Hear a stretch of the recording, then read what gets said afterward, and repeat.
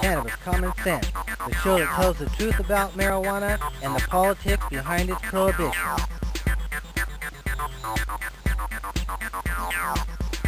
Bomb. Hello and welcome to another exciting edition of Cannabis Common Sense. Once again, we have a great show for you tonight. Right next to me is the infamous Ngaio Belam, Well known. who you're infamous now. Thank you. Who just hosted our Hempstock Festival last week and was has awesome. been doing comedy across the country on our favorite herb. Next to him is Mr. Casper Leach. Hey, Casper. And right beside him is Wolfie Siegel. I'll call him Wolfie. You like to be Mike or? Oh, I hate Mike. Wolf or Wolfie is Wolfie. perfect. Wolfie, that's what I've known him for a long time as. 30 And standing years. by in the wings, waiting to bring you some great music, is Mr. John Cornett. Hey, John. Very well, very well. We have some a lot of hemp news tonight. Some comedy from our funny guys here, and announcements, and some film. So stay tuned, and as we bring on our infamous dancing cannabis leaves. I feel the force.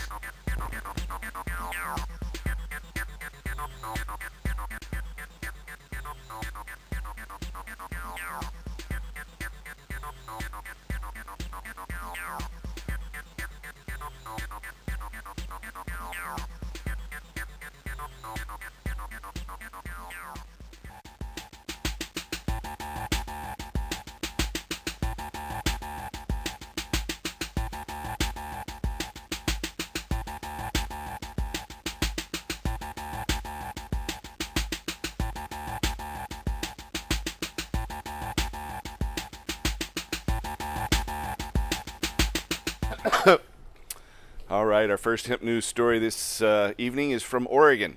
Marijuana stores will be prohibited from allowing on-site consumption and wouldn't be allowed to sell both recreational and medical marijuana under preliminary regulations approved Thursday by the Oregon Liquor Control Commission. These are just temporary draft rules. There'll be several more processes before we come up with the final rules. But more than 70 pages of rules were approved to govern Oregon's retail marijuana system once it's fully operational next year. While medical marijuana dispensaries were allowed to begin selling cannabis to recreational customers or adult social use customers 21 years and older in age on October 1st, they can only do so until January 1st, 2017. Actually, the tax-free sales will end January 1st of this year. They'll be allowed to sell with a 25% tax starting January 1st. But by 2017, all companies producing or selling recreational cannabis will be are required to follow the OLCC's rules for health, safety, and security. The rules must be in place for Oregon to start accepting applications in January for licenses to operate marijuana businesses. The rules will limit the size of growing operations to 10,000 square feet indoors and 40,000 square feet outdoors. The rules are an attempt to control the amount of cannabis entering the legal market. The OLCC also bans on-site use of marijuana in stores. Employees with medical authorizations can do so in private, along and out of view, but they can't be intoxicated, whatever that means.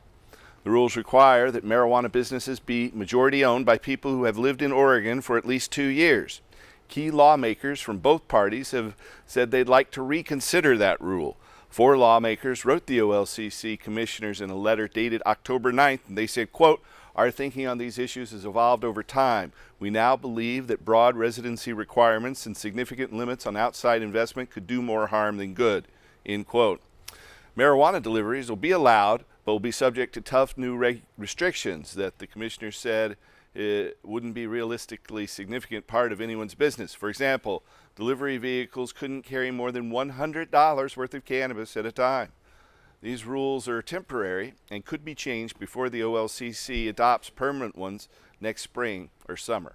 The OLCC bigwigs have said they expect licensed recreational cannabis stores to be open by autumn next year, but there isn't a specific timeline. Up north in Seattle, almost half of Seattle's medical marijuana dispensaries have voluntarily closed in just 1 month, according to city officials. 56 of the city's 120 dispensaries are now shuttered, according to the city's Finance and Administrative Services, or FAS, department, which handles enforcement. According to William Edwards, the director of enforcement for the FAS, he said, quote, "We're trying to get you to be in compliance, and if you can't get on the legal path, you just need to close," end quote. That's what he said.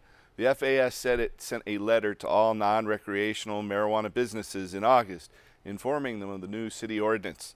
Some of the city's criteria includes paying all applicable taxes, having a Seattle business license before 2013, and applying to the Washington State Liquor and Cannabis Board, or LCB, for a license. City officials said they filed criminal complaints against 3 businesses.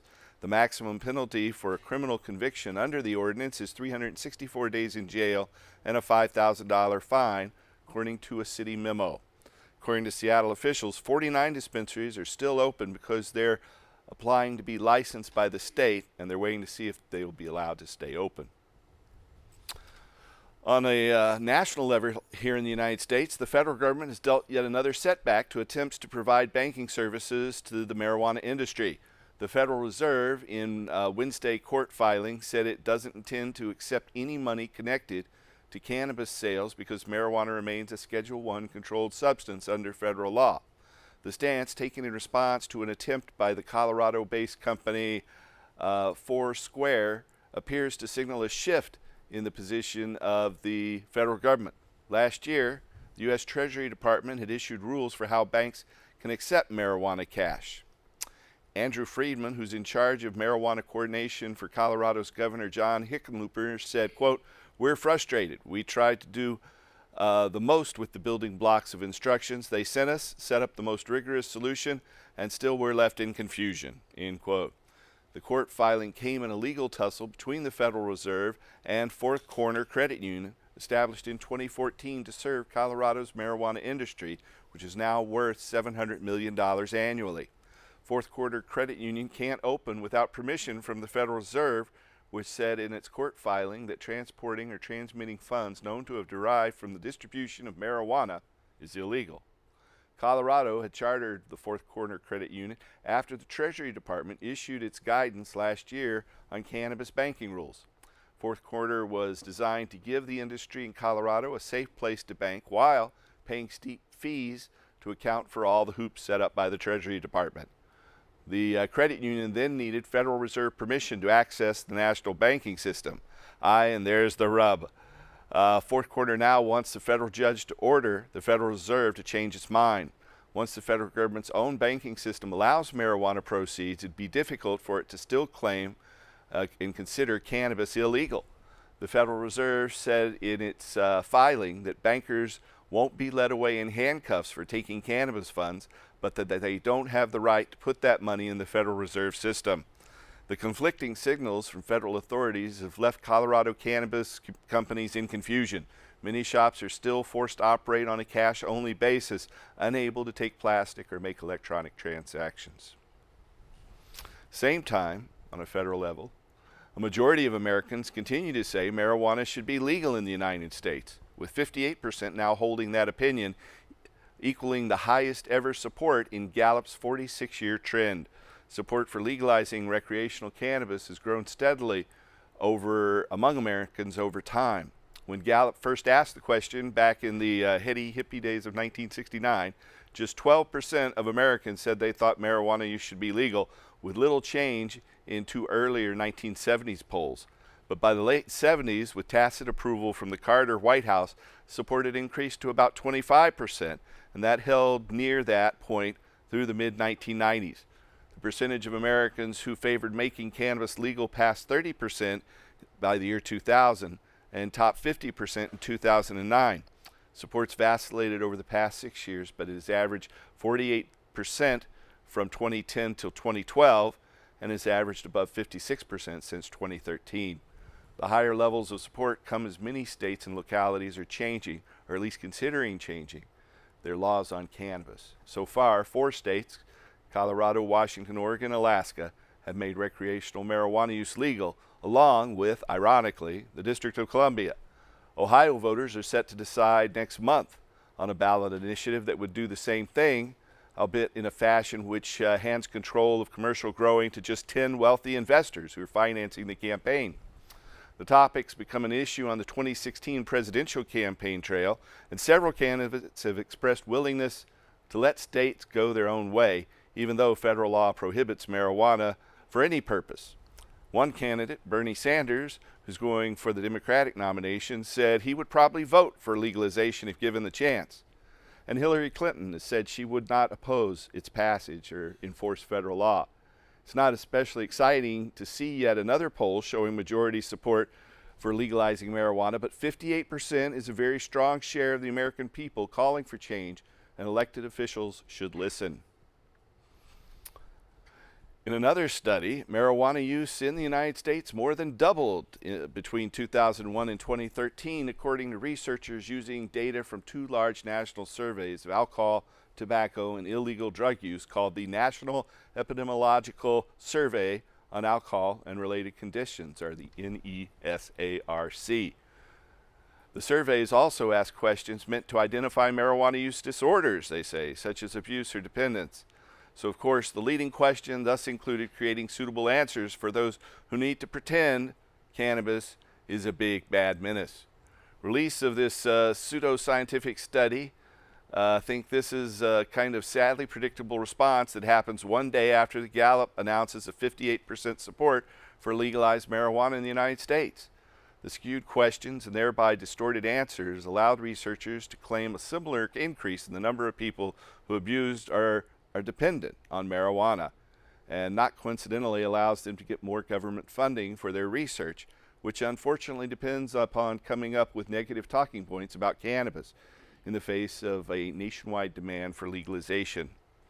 Also ecstatic about the cash infusion coming their way, of course, are the bogus marijuana rehab services that prey almost entirely upon those forced into drug treatment by ignorant judges who enforce the corrupt and senseless marijuana laws. More than 79,000 adults in total responded to these two surveys, and the results were published online Wednesday in the Journal of American Medical Association Psychiatry Manual. According to the survey, the percentage of people who had used cannabis during the past year more than doubled from 4.1% in 2001 to 9.5% in 2013. The increases were most noticeable among women, African Americans, and Hispanics, as well as people with the lowest incomes, Southerners, and those middle-aged or older. Tellingly, even with these skewed questions and thus distorted statistics, the rate of cannabis abuse and addiction actually went down as the number of active marijuana users went up. Currently, 23 states, the District of Columbia, and Guam allow the medicinal use of cannabis. 4 states, Alaska, Colorado, Oregon, and Washington, along with D.C., allow recreational use of marijuana. At this point, the political agenda of the researchers becomes transparently clear, and their conclusions, which of course have almost certainly been bought and paid for by powerful corporate interests. The authors wrote, quote, "While many people think prohibition of recreational marijuana should be ended, this study and others suggest caution and need for public education about the potential harms in marijuana use, including the risk for addiction," end quote. So there's a little background on that study. Just to the north, in Canada, on Monday, the voters voted in the new Liberal government of Justin Trudeau's and his Liberal Party in a general election, which is will have outstanding implications for drug policy reform in Canada. The Liberal Party's plan is to legalize cannabis.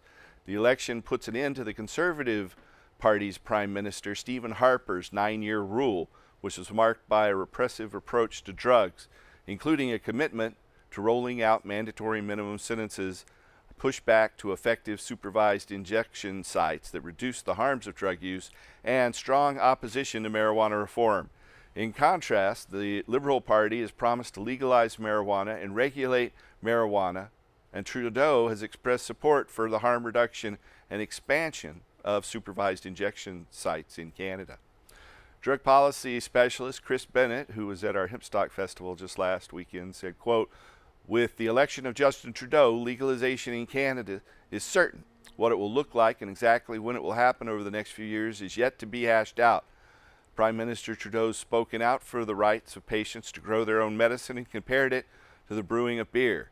So there's hope that will follow through the liberal legalization model, and there's already been discussion on how has looked in the United States that have legalized its use, and what seems to have worked and not worked in those locations. So congratulations, Canada. Here in the United States, medical marijuana providers across the United States also scored a major victory in federal court on Monday.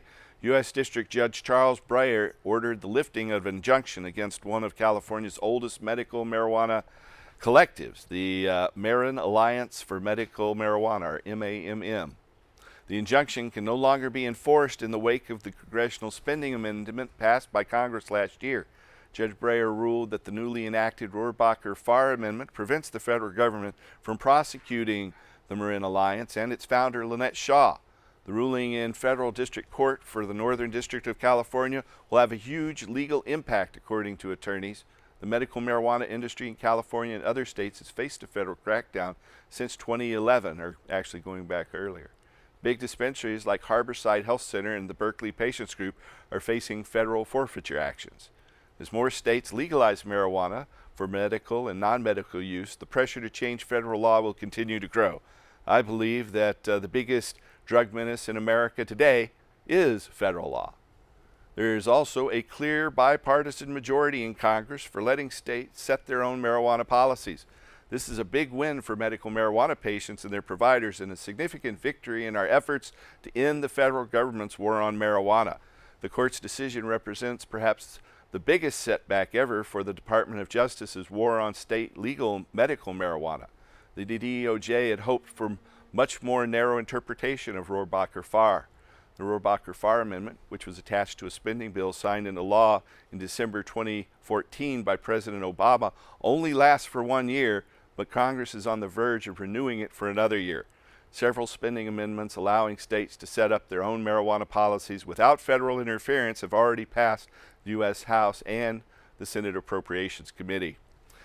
United States Senate Republicans have included several marijuana reforms in their recent minibus spending package, including prohibiting the DEA from undermining state medical marijuana laws, requiring the Veterans Administration to allow veterans to use medical marijuana, and prohibiting the Treasury Department from blocking banks for providing checking accounts to state legalized marijuana dispensaries. Polls have consistently shown public support for medical marijuana ranging from 70 to 90% over the past 2 decades, and 23 states in the District of Columbia, Guam, and Puerto Rico have legalized medical marijuana.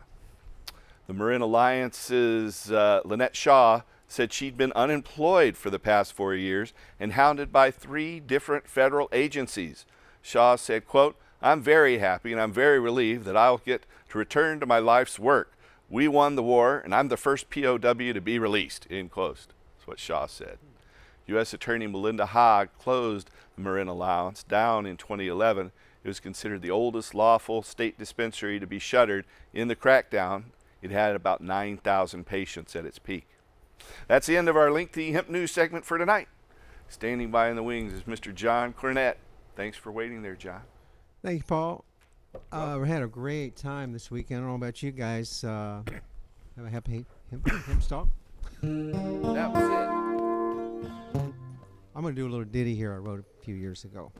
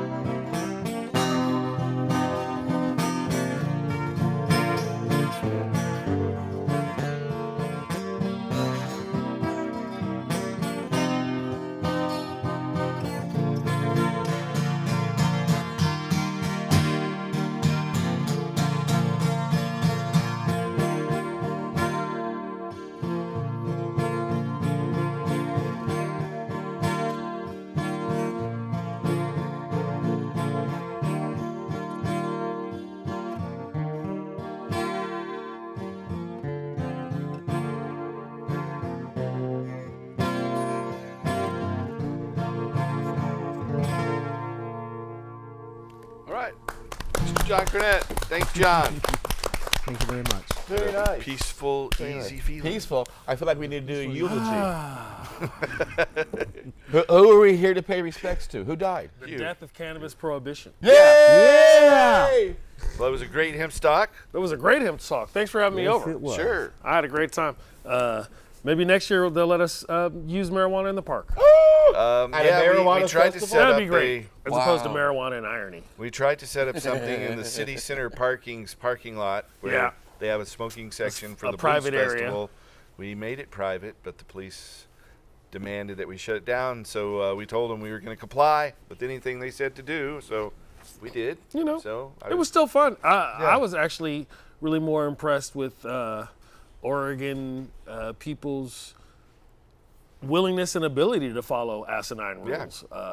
Because, it's hard to tell most of my friends you can't smoke weed in a park. It's a park, for crying out loud. Well, and you try pulling that stunt down in some parts in the South, and they'll just run you and your family right out of there. in Seattle, we're they on the allow West it. Coast. I was just in Wisconsin, and they allowed it all over the state capitol. All for over. The great I think I Midwest bought Marijuana weed at the Harvest state Fest, capitol of you know? Wisconsin once. Okay. From the governor's wife? That was His the son. Oregon governor. Oh. I talked about that. Forget about that. Listen, we Right. are taking phone calls tonight. If you have a question or comment about ending marijuana prohibition or medical marijuana or anything to do with industrial hemp, you can give us a call at 503-288-4442. We look like the world's weirdest pledge drive. Yeah. Yeah. We're not asking you to give money. We just want you to call us. Call We've in got now, a good strippers question. will answer But the if phone. you'd like to give me money, that's cool too. I'll be here. Okay. Right. No. All right. Jack's So children. you've got things going on. I've got a thing going on. We're doing a thing tomorrow night in at the Prism House. We're throwing an autumn roast. Is that a triangular building? It's see-through. I don't know why Okay. they call it the Prism because it Lots of attracts all colors. the rainbows and the colors. Yeah, that's why. I've had a pork fest at a prison. I bet you were the Pork Fest at the prison. Okay. Okay. That was his nickname in jail. What's up, Pork Fest Leech? Why do you start these things with me? I'm trying to promote my event. Oh, okay.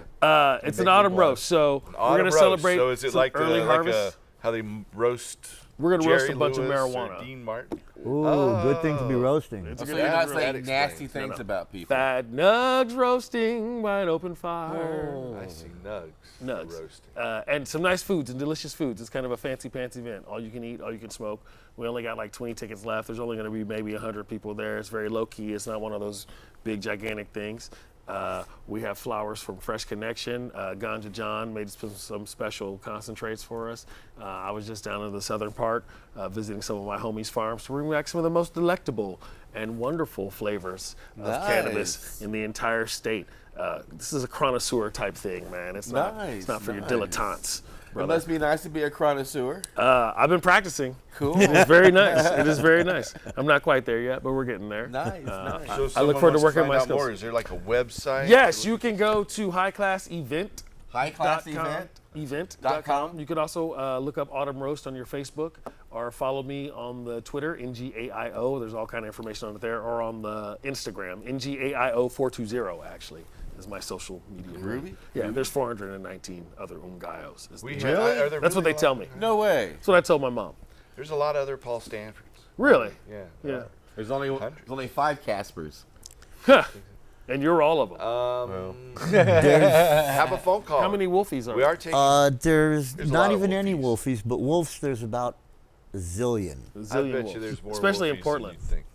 Everybody wants to be named Wolf in Portland. Are we taking a phone call? Is that what We you are. I was gonna take a phone call. Oh, Welcome sorry. to the show, caller. Hi, Paul. How you doing? We're doing real well. How We are can you? hardly hear you, caller. Speak up. All right. Well, last week you talked about people That's that better. have passed away this year, Uh-huh. cannabis warriors and cannabis angels that have gone on before us. Yeah, there's been And quite I a few of them. didn't really get to hear too many of the names, and so I wondered if you could just do a short spell on those that fought with us and fought for us, and if you could reiterate some of that you talked about before. Okay, I'm honored to do that for our fallen comrades. There's so many of them if we go back in time, but some of them, for instance, one of our cameramen, who I normally would be looking at right now, passed away last May, Rod Platt, and he had helped us many years. And there are other cameramen that we had from years past, notably among them Bob Hedlund and Paul McAdams, who helped us for many, many years.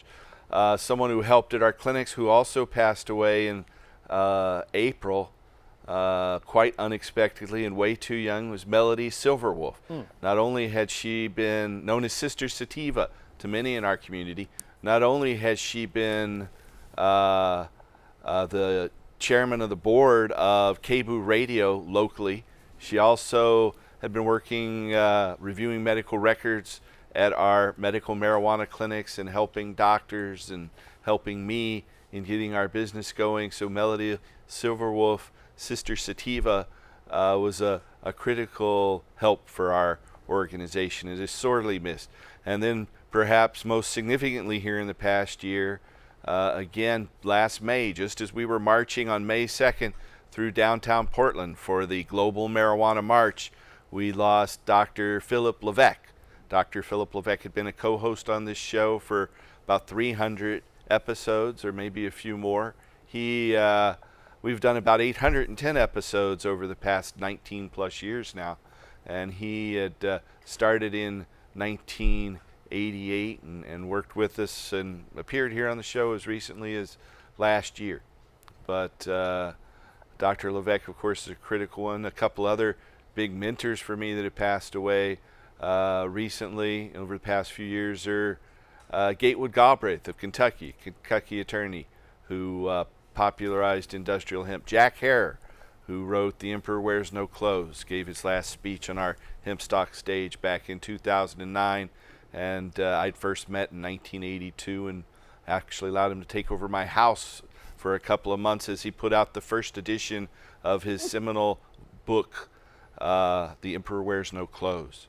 And his partner also, Captain Ed Adair, who both started the Third Eye on Hawthorne here in Portland, a local head shop, and several down in Los Angeles as well. I think there's still a Captain Ed's in LA. Yeah, Captain Ed Heads and Highs. I stayed in the blacklight room at Captain Ed's Heads and Highs store for a couple months. I got high back. in that room. Like in a row intentionally? Yeah, well, I did you was get down there and stuck I and was find your way out? trying to get on trivia game shows. It was a break at Evergreen State College, and I'm quite trivial, so I spent a couple nights in a hotel room. Oh, really? Yeah. Anyway, so I eventually looked in Overthrow magazine, which is put out by the Yippies and Dana Beal's organization, and it said the Reefer Raiders. So I looked him up and I went down and met Captain Ed, and he said, "Why don't you stay here?" What and year I said, was this? "Okay." 1982. Gosh. And I also looked in the back of the LA Times and it said political activists wanted. And I went and got a job working for Tom Hayden then as well. So I could reminisce some more, but You could've I'll have ended to up a put it all in the Scientologist. book. I have to put it all in the book. That back when Hayden was married to movie star Jane Fonda. That's right. That's another story. Hanoi Jane. Anyway, there are a few people we've lost, and you got me rolling down memory lane. So it is a funeral. Thanks. Yeah. Thanks, you Yeah, guys. the music just set that all off. Hey, we're going to go from the, hey, happy autumn cannabis event. These are people who died. Welcome to Cannabis Common Sense. We have another phone caller. Welcome to the show, caller. Thank you very much. I appreciate the time.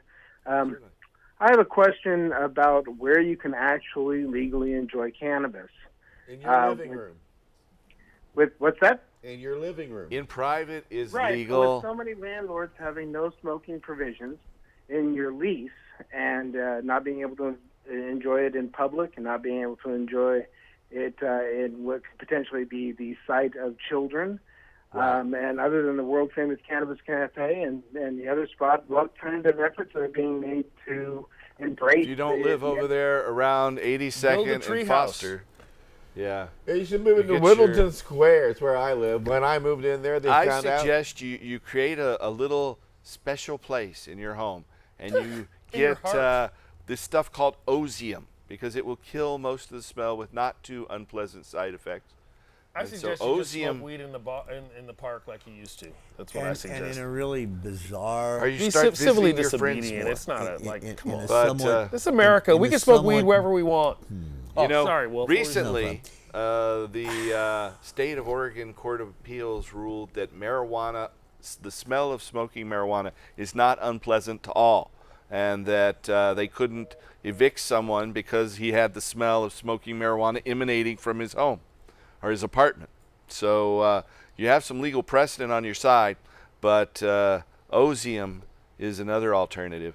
Going out in the woods, communing with nature. Well, I was going to That's an idea. When I moved into Wimbledon Square, they found out that I was a marijuana activist. They wanted to know if I wanted an apartment facing the sun so I could grow my plants. Yeah, Wimbledon So Square just shop around. apartments, If your which- landlord says you can't grow there, tell your landlord you're taking your money elsewhere. Bye.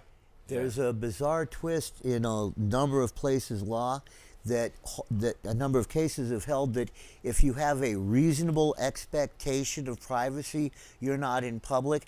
And apparently that includes like restroom stalls because you do have a reasonable expectation of privacy. So you can There hotbox you the have it. porta potty at your local construction site. I mean, I've got to admit I've done that. I Not at can't a construction say that I've site. ever hotboxed a I porta have potty actually at a walked music down the- festival Not in at my a life. construction site. I, in but- fact, walked down the street in Portland smoking a pipe, going to the 7-Eleven, and all I ever get is a wave there, can I have a hit? So, yeah. probably just darn near anywhere. Just We have another caller. don't be an ass. is Welcome to general the show, rule. caller. Hello, is caller. that me? That's you.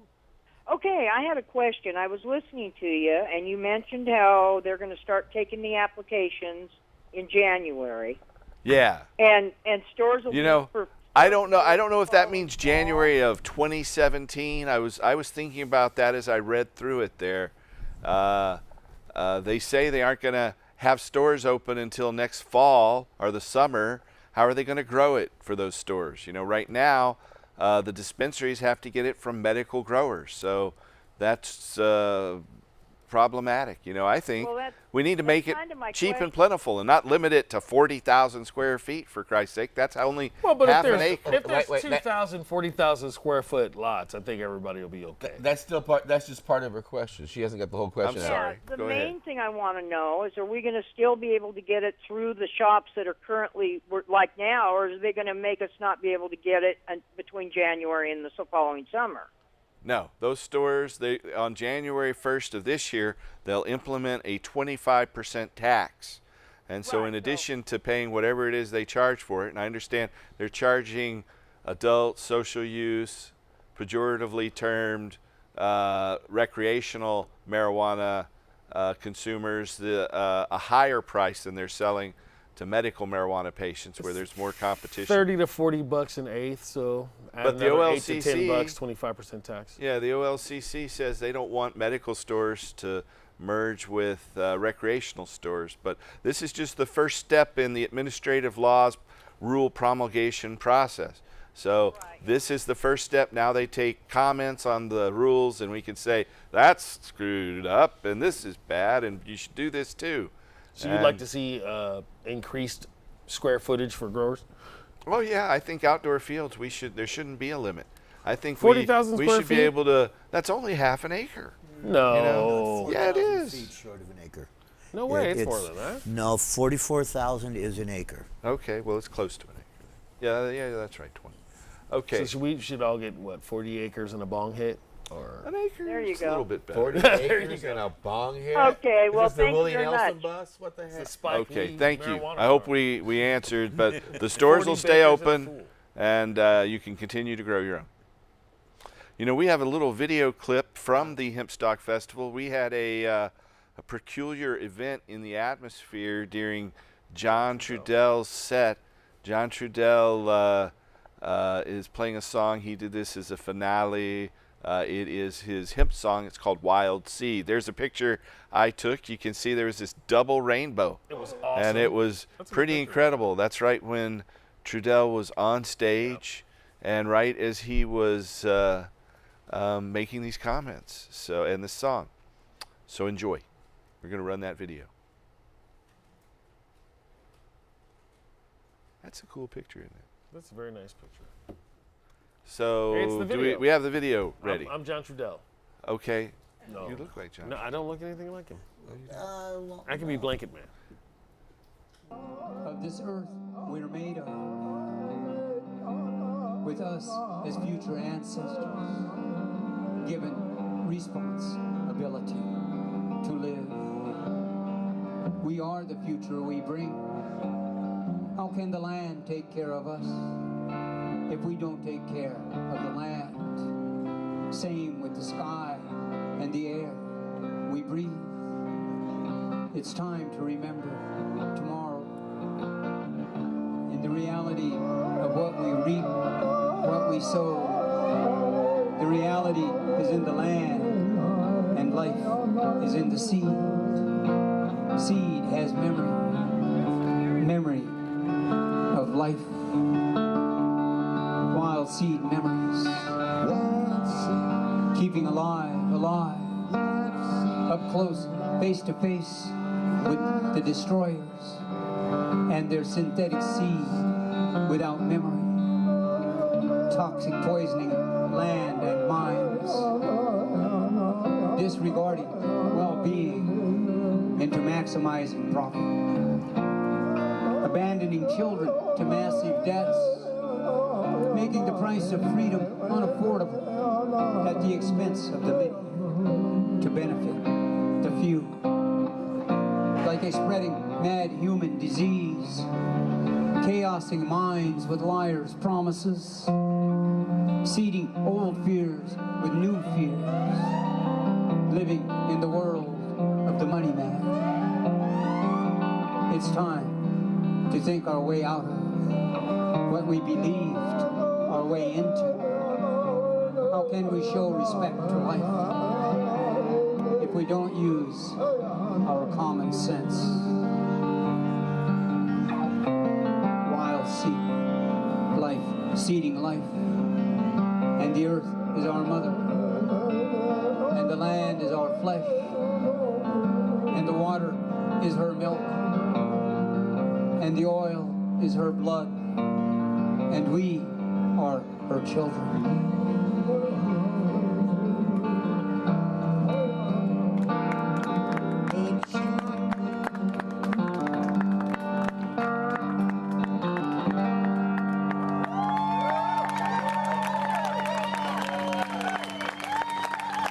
Now, John Trudell and Mad Dog, one more time. John Trudell, always. All right, John Trudell. Hey, how about that guy who announced him? He was pretty good. was- he Did was you hear that pretty voice? cool. That guy? Yeah, funny guy. Funny guy. There is our friend Woofy Siegel, who's been standing by, waiting to tell you about his gig as the legendary farmer in the sky. Go right ahead, Woofy Siegel. In the sky. Yeah. As some of you know, I'm really proud that I've got a show coming up on my podcast that has been on Casper's network, Time for Hemp, for a couple years. It was incredible, but Ed Rosenthal and George Cervantes have joined me for a show that's going to be on Monday. And the reason they joined me is because we're remembering a really important occasion in terms of our world, cannabiculture, and we're celebrating our victory, and we're remembering Sinsemia Tips magazine, which for some of you, you're probably too young. It was our internet back in the 80s. If a new technique came up in one part of the country, you probably weren't going to hear it in your local grow shop, which is where you heard everything else, or from your buddy, but you might read it in Sinsemia Tips.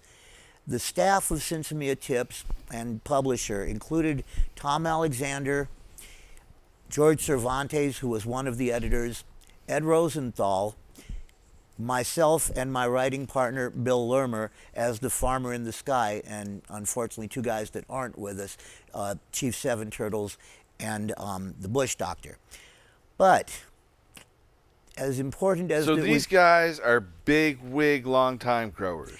Yes. Rosenthal and Cervantes are considered to be like the top-selling current authors, and Tom Alexander. Yes, they are pretty much one of the biggest, most influential magazines before the DEA shut him down. Yes, they are pretty much the deans of cannabiculture writing, and yes, Sinsemia Cannabis Tips, cultivation, right? Cannabis cultivation, but put it in English, cannabiculture. it's Okay, yes, cannabis horticulture. cultivation. Yeah. Okay, The gurus of ganja. Yes. The DEA in 1989 tried to destroy cannabis cultivation in America through this Something thing that both you and called- I got caught up in. As a matter of fact, yes. With the same history at Hydrotech. You got convicted in federal court and had to do 5 years. Is that right? 5 and then another 9 that sort That's of a long came time. out of I it. went through a federal trial in a later process of the 13 and same a half. Hydrotech, and I went to trial in a jury nullification case. We didn't call any witnesses, and thank God I was acquitted, or I would have done 10 years. They offered me 5 years, but we didn't call any witnesses, and we just cross-examined the other side's witnesses. And they introduced my library, including books by Jorge Cervantes and Ed Rosenthal and the magazine Sensimilla Tips. And they said, this is proof that I'm a bad guy. But when my lawyer got a chance to cross-examine them, he picked up one particular book called Marijuana, Your Legal Rights. And he told a police officer who introduced this to turn to page, I think it was 262, and read the chapter headline. It was a whole chapter about jury nullification, which normally you cannot tell the jury pretty about, smart. that they can find. So the cop on the stand wouldn't say what it's about, but it came out that the chapter was called You Can Acquit Defendants Even If You Think They're Guilty.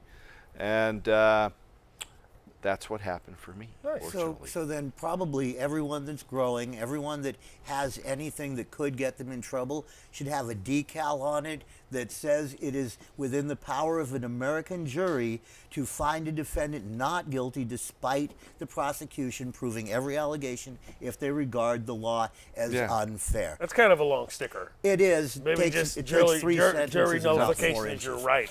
I know there was Yeah. you said 3 sentences and 4 inches? You're a fast Remember worker. jury nullification. You should say that or Yeah, something. there was a bunch of people was putting even- all the bumper stickers on their grows That was for too a long while. for a It's t-shirt. the Fully Informed Jurors Act is another FIJA. organization out there, FIJA. That's something we could probably talk about, with all this marijuana legalization, which is very exciting and it's wonderful. And my pockets are full of locally grown, wonderfully sourced Portland adult use cannabis, your tax base. But there are still people in jail. There are still people in prison. There are still people being threatened with jail. The Kettle Falls 5, all these other things. So, like, the activism part isn't over. Like, we still, it's great that we can go and not be arrested for weed, but we got to get everybody out, man, because it's bullshit. I decided to just go right in their face, so I have a garden in Kettle Falls. Nice. Yeah. Way to go. Now, That's not passive with, aggressive. I talked to the police as we harvested this week. Nice. How'd it go? I heard it was nice. They left me alone. Anyway, yeah. You need help trimming? Good herb. Not yet. So a question for you from our website. We run this on the internet, on Ustream, and our Ustream viewers ask, what can California do to get a 2016 ballot initiative, and would home grow be included on the initiative? Home grow would be included. I think there's a couple. Okay, first of all, here's the. It's not in Washington State. This is, and speaking for all Californians. But I think you live in Sacramento, so you're pretty close to the capital. So I'm that in the means state capital. I used to live in you LA. can I live in speak San for Francisco. I've been an activist for a while. Yeah, so I can speak for the whole state. Right. Sure. One of the challenges one of the challenges we face is any new law in California can't make it worse than it already is, and it's already pretty damn good right now. Is the problems we have. If I said to you, hey, for $60 a year, which is what it costs to go see your doctor, for just about anything you got, gout, pretendinitis, insomnia, you can get a medical marijuana. Pretendinitis, Yeah, I like that. pretendinitis. So if I said to you for $60 a year, you could pretty much grow and smoke and buy all the cannabis you want all over the state. There's delivery companies. You'd be like, that's a pretty good deal, right? So if we make it legal, are we gonna change the markets? Are we gonna change? Everybody's got a pretty nice deal already.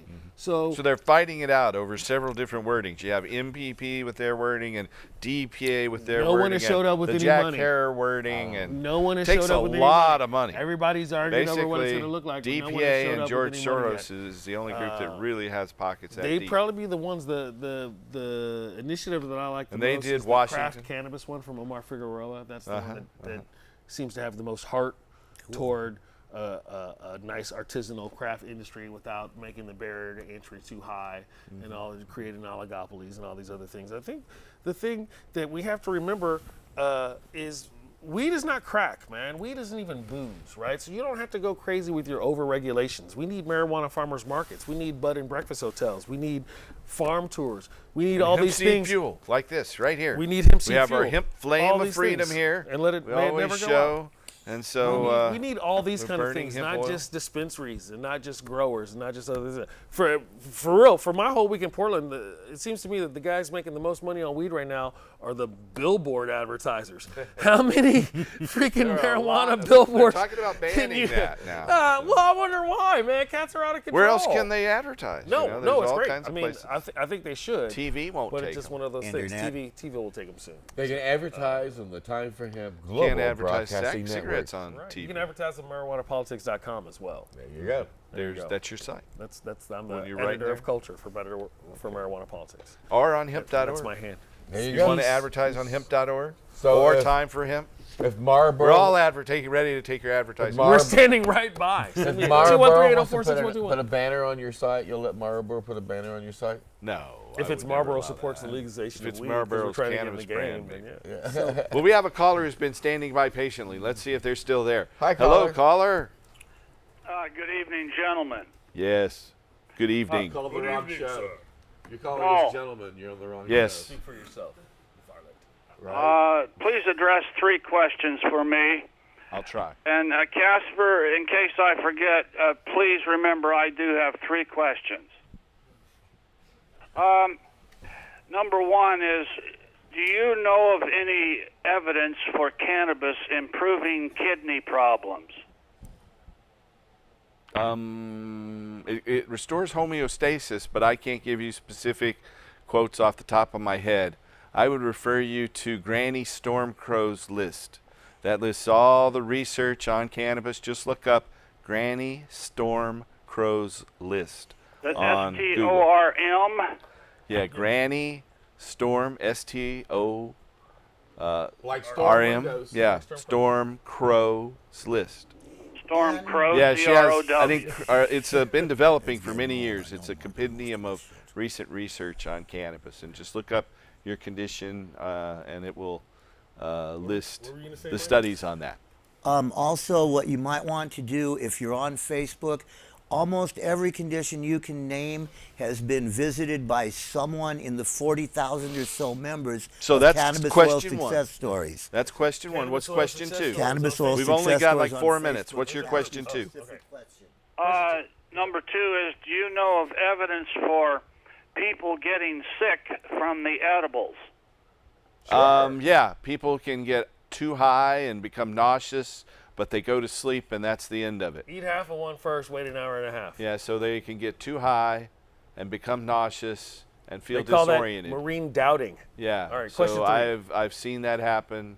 I don't like edibles myself because I can't titrate it. I prefer my vaporizer. There you go. And finally, what compact vaporizers, those about the size of a pencil, do you like? For oils or flowers? The size of a pencil would have to be an extract pencil. Yeah, it'd have to be. I can't really recommend any specific ones. I can say that True North Extracts will be featuring their cartridges at the Autumn Roast event this Saturday at the Prism House. There Look up are Autumn a Roast on lot of Facebook. different ones out there. I saw one where you get 2 pens and a cartridge for $30. It seemed And pretty darn Wolf cheap uses to one me. on a regular basis. Thus far, my favorite has been from Golden Extract. Any of them, They've just stay gone away from public on the propyl Canadian glycol. Stay stock away market. from anything that isn't pure. Be sure that there isn't a whole lot of residual stuff. So did we get all your And questions? We did. That's it. Would you give a one-statement final answer on that, Paul? On pens? I like to just use my flowers. So the little pens, the only one I've seen that handles flowers well is the Pax. It's a little bit bigger than pens. And then there's a new one from Stork and Bickel, the Mighty and the Crafty. The Mighty works better, but it's a little more expensive. Well, thank you very much for taking the time with me. All right, you're very welcome.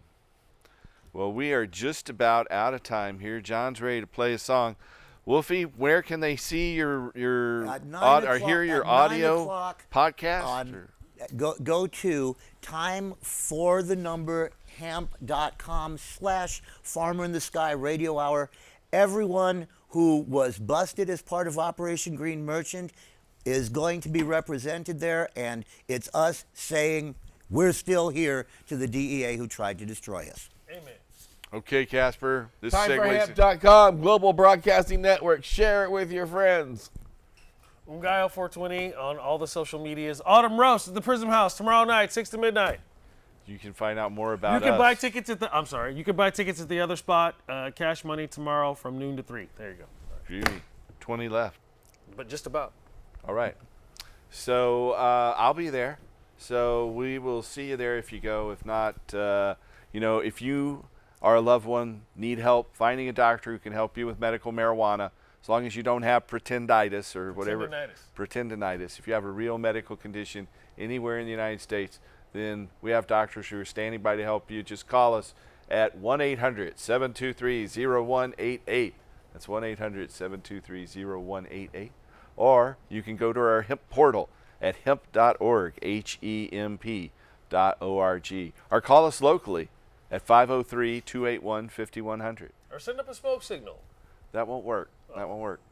But you wanted to say something about Bernie Sanders, right? We need to vote for that guy and put him in office. First of all, I like his chicken, and he's got a restaurant in every city, so you know he can handle hiring people coast to coast. He can handle a big budget. He can keep a secret. Right there on his box it says, secret recipe. He cares about the poor people because he gives them a cheap box lunch every day. And everything about his campaign is figure looking good. So go down to the voting booth this time and vote for Bernie Sanders, and then stop by one of his restaurants and get a bucket of his chicken and go home and have a party. And he has a great military career. He was a colonel. That's right. And his picture's on every box. Here is Mr. John Cornette. Tune in next week and help us restore hemp.